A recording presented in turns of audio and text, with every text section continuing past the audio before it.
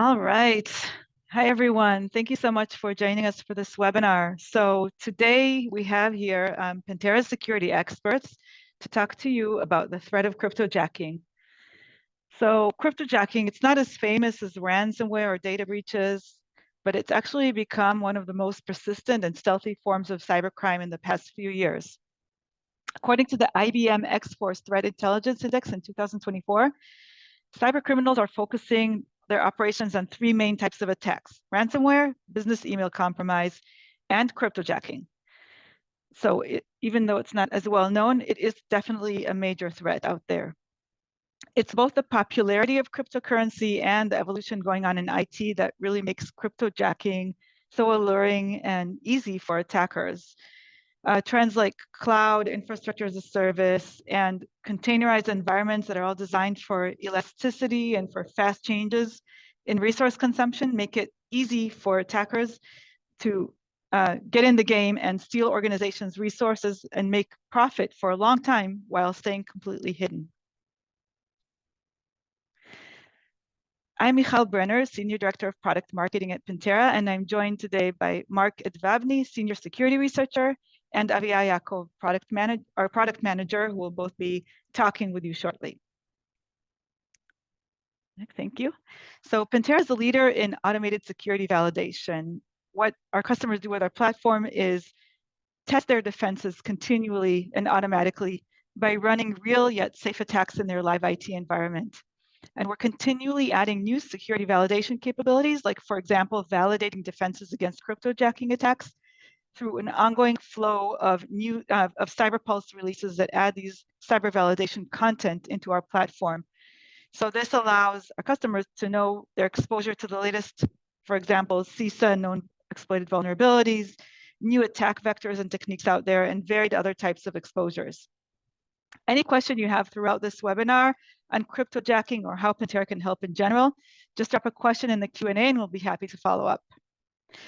So with that, the agenda for today's webinar is, first of all, we'll have Mark talking about the cryptojacking threat landscape, followed by Avia, who will talk to you about the anatomy of a cryptojacking attack and how to defend against cryptojacking. And at the end, we'll have some time for Q&A, and whatever questions we don't get to here in this webinar, we can follow up afterwards as well. So yeah, looking forward. So before we get started with our speakers, we have our first poll question for today. Okay, let me launch it. There we go. So what is your level of concern about your organization's exposure to cryptojacking attacks? Okay, I see some of you really answering already.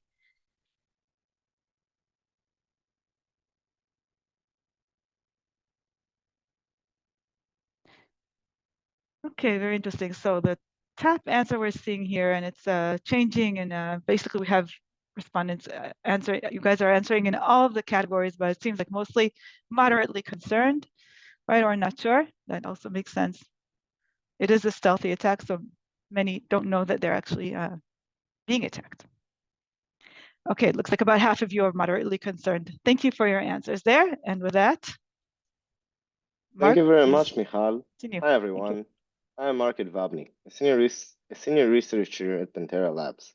Today, we're diving into the world of cryptojacking, a growing threat that can silently drain your organization's resources. Cryptojacking is a real and present danger, impacting various industries and utilizing multiple attack vectors. So, what exactly is cryptojacking? Cryptojacking is a deceptive form of cybercrime where malicious actors exploit your computing resources to mine cryptocurrency without your consent. This illicit activity is characterized by its stealth nature, as attackers aim to remain undetected while generating profits at your expense. This approach minimizes the attacker's risk, as the operation is often low profile and difficult to trace. It leads to resource exploitation, as your systems are used for financial gains by criminals. Think of it as just a simple silent heist. Attackers often choose cryptocurrencies like Monero for its privacy features, or others such as Ethereum or Bitcoin based on their mining profitability and ease of access. They exploit vulnerabilities or misconfigurations, inject a small piece of code, and then sit back as your resources work for them. These attacks can resemble CNE campaigns in their stealthy and persistent nature. Now, Let's look at some recent examples. We've seen cryptojacking attacks targeting various surfaces, from traditional IT networks and browsers to cloud environments like Azure, AWS, and Kubernetes. These attacks exploit vulnerabilities and misconfigurations, highlighting the need for robust security measures across all of your assets. The damage is not just the resources stolen, but also in the overall impact of the affected companies. Let's example, let's examine a campaign run by a group called Team TNT. From an attacker's perspective, Docker environments are incredibly valuable, essentially a gold mine of computing resources. Team TNT recognized that accessing the Docker API would grant them a significant control over the underlying systems. Once they gained that access, they created persistent crypto mining images, effectively planting a backdoor that would ensure their continued presence. These images then utilize the host's CPU and GPU, transforming the victim's resources into their own personal mining farm. Beyond the mining, Team TNT also sought to exfiltrate sensitive data, such as cloud keys, which they considered an added bonus. This case vividly illustrates how attackers can exploit even seemingly minor misconfigurations, like an exposed Docker API endpoint to the World Wide Web, to achieve their objectives. Attackers understand the business impact of their actions. They strategically target resources for cryptojacking, knowing it impacts compute costs, performance, and electricity bills. They often choose cryptocurrencies based on factors such as anonymity, transaction speed, and overall mining profitability.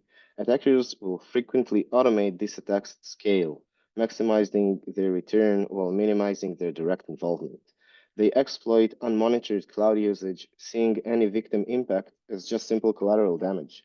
As researchers, we understand the broader disruption, financial losses, and strain on security and IT teams in dealing with such cases. Cryptojacking is a calculated attack with real consequences. Cryptojacking's broad attack surface, elusive nature, and adaptability to modern IT make it a serious and persistent threat. This threat is further compounded by the fact that cryptojacking often arrives bundled with other malware. Therefore, understanding and addressing potential cryptojacking exposure is crucial for protecting our organizations. It's no longer sufficient to rely on traditional security measures alone. With that said, I'll hand things over to Avia, who will walk you through the anatomy of these attacks in more detail. Okay, thanks, Mark. So before we're talking about, we're going to talk about the anatomy of cryptojacking attack. We first need to understand what is cryptocurrency and how mining actually works in order to better understand this threat. So first of all, we have in a proof of work system, miners just try to solve eventually a puzzle. So we're studying, they will try to validate a block of transaction. So in the network, we'll create a target hash, and miners will try to solve the puzzle by running a mining algorithm and calculate the calculated hash. And the first miner that will meet that will solve the puzzle and will meet the criteria for this puzzle can attach now the block to the blockchain, and other miners and security nodes will take the blockchain and validate the correctness. And at the end, the miner will receive the block rewards as in a form of cryptocurrency. So this process is computationally intensive. It requires a lot of CPU and a lot of GPU power. So that's why the more hardware you have, the more likely you will earn the reward. So here's a simplified algorithm of how mining works. We have first the block header data. And as you can see, there are many metadata that's relevant for the pending transaction. And the block data also has a nonce, which is a random number that the miner will generate randomly. And it will take the entire block header data and push it through a hash function, and sometimes multiple times, until it gets to a calculated hash. And the calculated hash will be compared against the targeted hash. And if it meets the criteria, boom, we have a proof of work, and once we are validated, we get the cryptocurrency. If not, the miner will increment the nonce and will repeat the same process again and again. This process repeats millions of times per second. So the more hardware we have, the more performance of the hardware we possess, the more valuable our mining performance will be. Another thing that is relevant to understand cryptojacking and crypto mining in general is mining pools. Mining pools are a form of collaborative group of cryptocurrency mining. So a lot of miners don't work solely. They share the resources in a mining pool, and this will help them increase their chances to successfully mine and earn a reward at the end. So how it works, we have a pool server that acts as a coordinator and distributes works or shares between for each participating miner.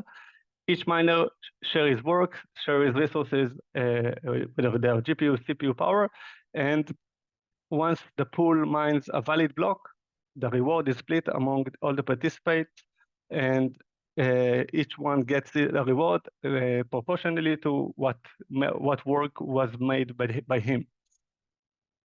So now that we understand how crypto mining works, we can jump into cryptojacking attacks. So there are two types of methods of attacks.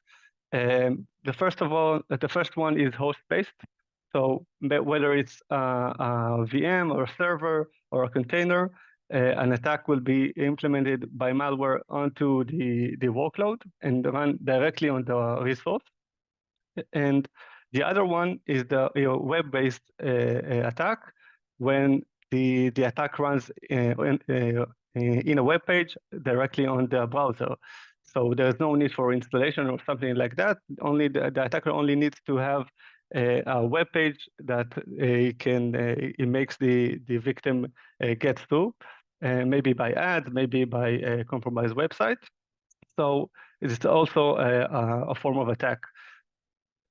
The host-based attacks are typically more persistent and yield more profits, but we do see browser-based attacks in the wild. While they are less profitable, mining pools helps making them really worth the while, and it's much easier to deploy this kind of attack because you can add an ad, run an ad, a malicious ad in some places, and or if you have a compromised website, you can run this kind of script and get the rewards.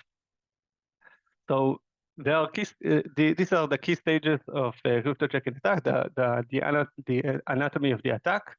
So we're starting with an infection vector, whether it's a Docker image, a malicious email, a vulnerability or misconfiguration in the target environment. The attacker gets a hold on the environment and gets an execution capabilities. Now he will try to make it as persistent as he can, and by maybe daemon set or cron jobs or other methods, and he will try to utilize as many resources as he can. So if he gets to cloud environment or Kubernetes environment, I will try to utilize as many workloads as he can, and eventually we'll try to connect to the mining pool, run his mining algorithms, and retrieve the profit at the end. So now that we are understanding how cryptojacking works, we can jump in on how to actually defend against this kind of attack. So we have 4 security controls that we can implement. The first one will be budget and billing alert. So if you are in a cloud environment, which is a prominent target for this kind of attack, you want to have a budget or a billing alert that can help prevent this kind of attack, impact being more than the organization can actually handle. So if an attacker gets a hold on your cloud environment and actually runs this payload, it won't have the ability to run the budget to infinity, and we will get a billing alert, and the budget will stop the attacker from getting any more resources. So that's a very important one. Another one is runtime resource monitoring. So because it's, as Mark just said, it's a really stealthy attack, and the attackers try to be under the radar. It's still important to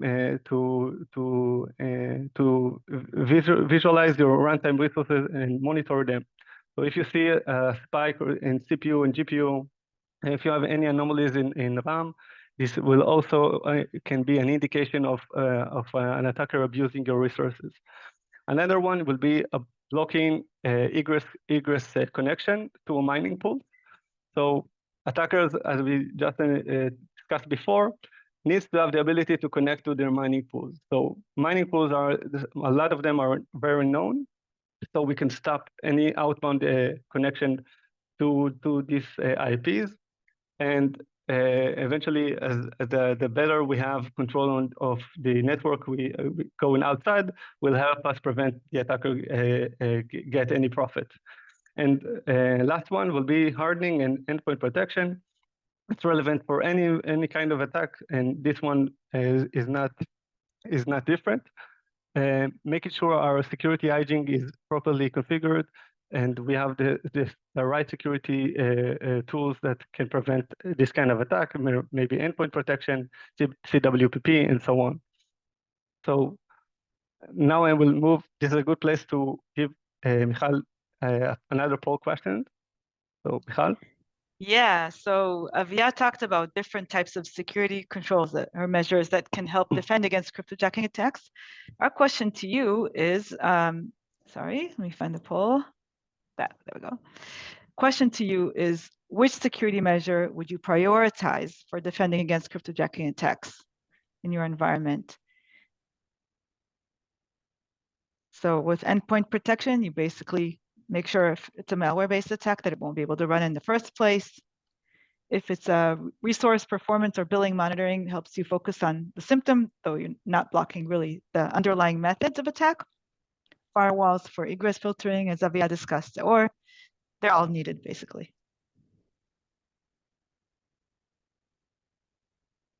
Okay.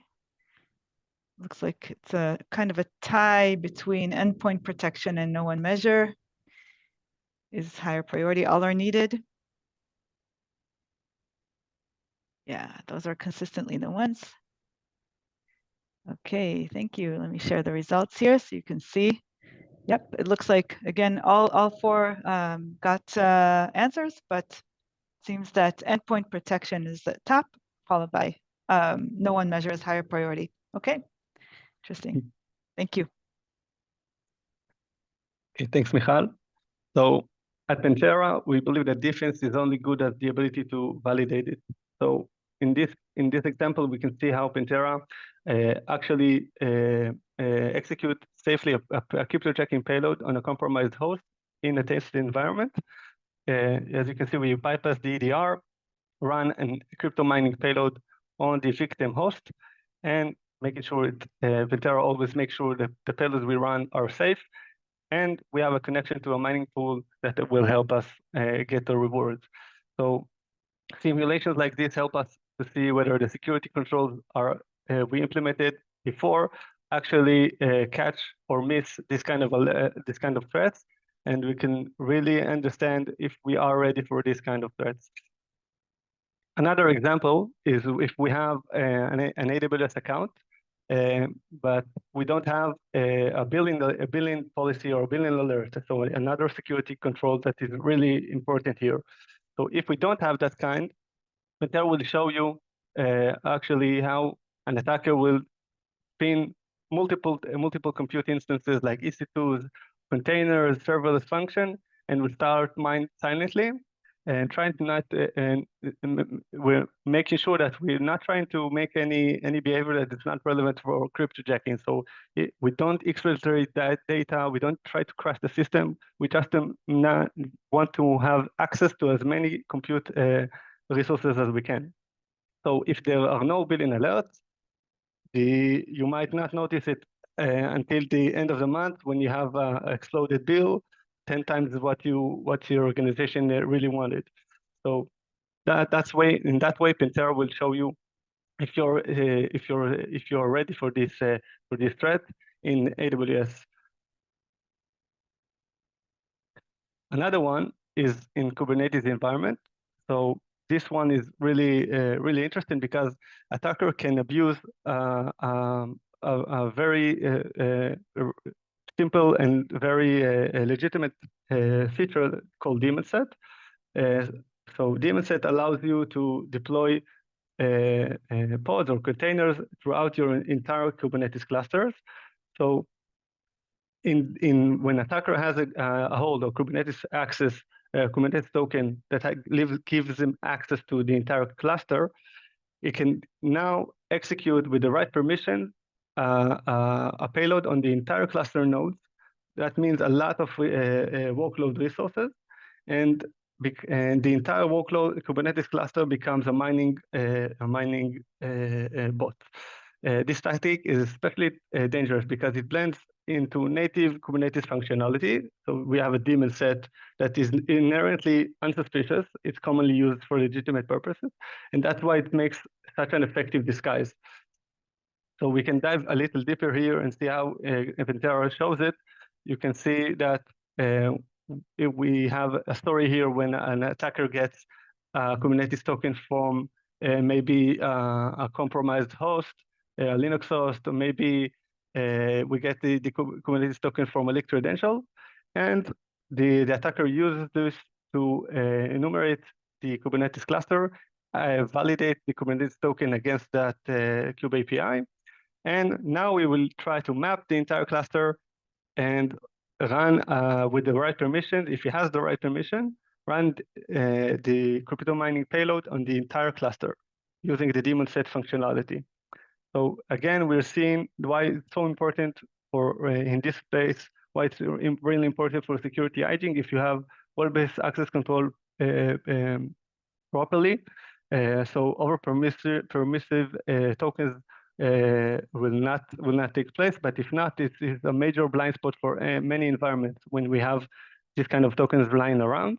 So Pantera can simulate if you this kind of access, and it can show you if an attacker an attacker will actually behave, and if your security control is really ready for this kind of attack. So that's why it's so important. So we want to wrap this up. So here are four takeaways, a few takeaways for us from all of this. So first of all, visibility is everything. So we need to understand the attack surface, whether it's on-premise, cloud, containers, Kubernetes. We want to understand what is our attack surface that is relevant for this kind of attack, and implement visibility to each of them. So the more visibility we have, the better prepared we are. Second of all, make sure we have a good security control set properly. That means we talked about some detection mechanism, some prevention mechanism like budget controls, some monitoring of GPU, CPU, CWPP, and endpoint protection. Everything is relevant for this kind of attack. And we want to make sure that everything is set properly, configured for this threat. And last but not least, we don't assume your defense actually works. We just need to validate it. Make sure you simulate this kind of attack on your environment. Make sure the security controls you set up and configured really do their job, and not depend on hopes and dreams that the security teams have. So remember, understand your exposure strengths and your defenses, and test them often. So now it's a good time for you to, we'll open the floor for more questions. Michal. Yeah, thank you, Mark and Navia. We're wrapping this up. So yes, now it's time for to answer your questions. Please keep them coming. So we'll start with the questions that came in. Okay, so which initial access vectors or misconfigurations are most commonly exploited for cryptojacking? That one goes to Mark, please. So from our experience, those are usually cloud, Kubernetes, or Docker endpoints that are exposed to the internet, but also those could be vulnerable web applications or basically anything that an attacker can use to gain initial access to your organizations. And of course, the simple one, phishing, which gives them the initial foothold and then they just run with it. Okay, so sounds, Mark, like that's the typical initial access vectors, I guess, for attackers trying to infiltrate an organization. They stand as well for cryptojacking, yes? Or is there something unique about cryptojacking? There's nothing unique about cryptojacking. I think that the most unique thing about cryptojacking is that the attacker's goal is to stay as persistent and as stealthy as possible. Unlike ransomware, for example, when he can just bang and finish you off. Yeah. Okay. So next question. Can Pantera emulate post-exploitation actions specific to cryptojacking, like resource hijacking or lateral movement to more powerful systems? Avia, please, can you take that one? Yeah, sure. So Pantera, as we just saw, the Pantera emulates or simulate this kind of attack. We get to cryptojacking executed when we end by Pantera in a test. Pantera will act as an attacker for everything that is relevant. So we're starting with the entire kill chain, and once we get to execution on a machine, we let the user decide if he wants to deploy this kind of attack. If he wants and approve this, Pantera will deploy this kind of attack and will try to make will show you how cryptojacking payload is actually running on the host or the environment.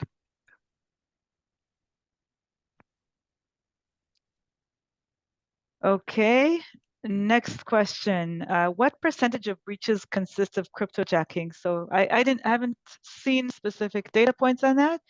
Mark or Avia, do you have data on what percentage of breaches are from cryptojacking or relate to cryptojacking? We have seen increases in attacks, right? We have seen increases, but of course, it really depends on the threat actor that is doing the attack. I think that multiple threat actors utilize different attack vectors, and crypto is usually more of a hit and run when you run on the browser because the exposure is way higher. But when you want to actually get a lot of processing power, that's when they target just anything they can.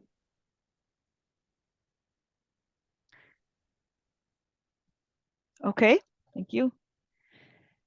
Next question. How frequently is your threat emulation library updated to include emerging cryptojacking tactics? Avia, can you take that one? Again, I didn't hear. Yeah, so how frequently do we update our threat emulation library to include emerging cryptojacking tactics?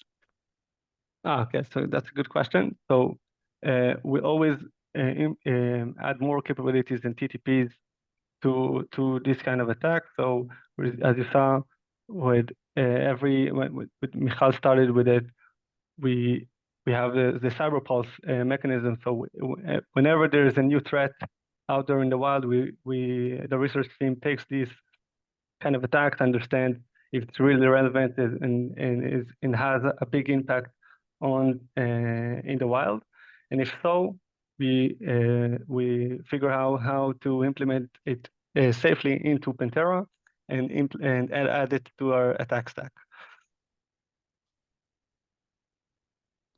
Right, and Pantera also continually adds new CVEs, new attack techniques that could be relevant for cryptojacking and many other attacks, right? So they're common to multiple attacks.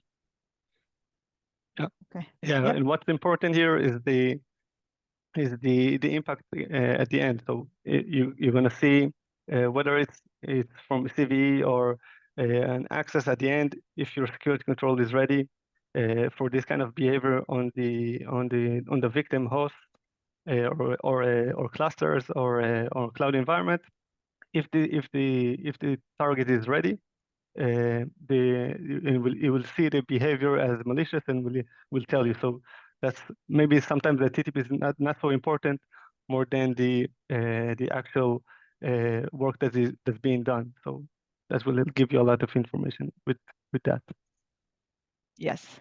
Yes, and I would just add that, if I may, that also one of the things that Pantera does is it finds full attack kill chains. You know, we saw a few examples from Avia, and so part of that is sometimes you won't necessarily have in mind how cryptojacking attack might start or develop. And so part of that is the automated testing. It's very dynamic. It's not structured like a playbook that tests certain steps in a certain way. So we see that a lot of times with our customers, that they're surprised at how an attack comes to be, right? So part of that is learning what you don't know or think could happen in your environment. Okay, lots of questions coming in. Wow. Okay, what next? So which attack method is most often used, host-based or web-based cryptojacking? And how do you set up a good defense against a web-based cryptojacking attack, or is it the same kind of defense? Yeah, so mostly the ones we hear about are the host-based because they yield the most profit. Because running on web and for a short period of time is not yielding that much profit, but we do see web-based attacks. And what we can do against that is always staying aware of any phishing attack like this, staying away from any website that are not really the website that you want to get. And sometimes it's really hard to stay ahead of this kind of attack because maybe it's implemented in an ad or something that we don't really know. There are some security mechanisms for for browsers, but I don't really know if they are actually are ready for this. Yeah. Okay. Next, does Pantera allow us to validate best practices applied in Kubernetes, same as what targeted web testing does? So basically, this is a more general question in Kubernetes security best practices. Yeah, so for in general for Kubernetes we have this attack surface as a focus for Pantera. So we saw that we have the ability to access Kubernetes and see if there are any ability to run a cryptojacking payload, but there are examples of the ability to run to execute code, a malicious code for other purposes, maybe getting an access to a Kubernetes container, and from that escape from that container to the underlying host, maybe getting access to the service account token from that pod. So Pantera looks at it as an entire attack surface. Cryptojacking is one impact that can be that is relevant for this kind of attack surface, but Pantera looks at it as a whole, and we have focus on that in Pantera, showing if your Kubernetes setup is really ready and secure. Okay, and let's have one final question. It's a great closing question, and also Avia, if you can take this one. So, what other tactics do our tools does our tools test against other than cryptojacking?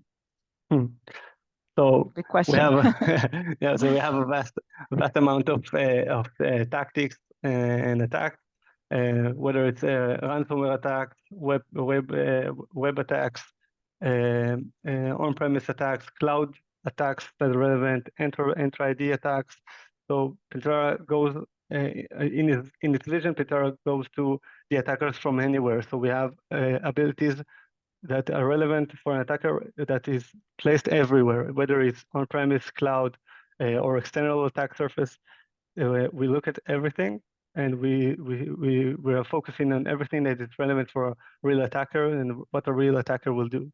So the attack stack we have is vast and very deep. Okay, so thank you, Mark and Avia, but especially thank you to all of you who came and listened to us today. We hope you found this webinar interesting and fruitful, and you're always welcome to approach us with more questions. And of course, continue following our webinars. We'd be happy to see you again. Thank you very much.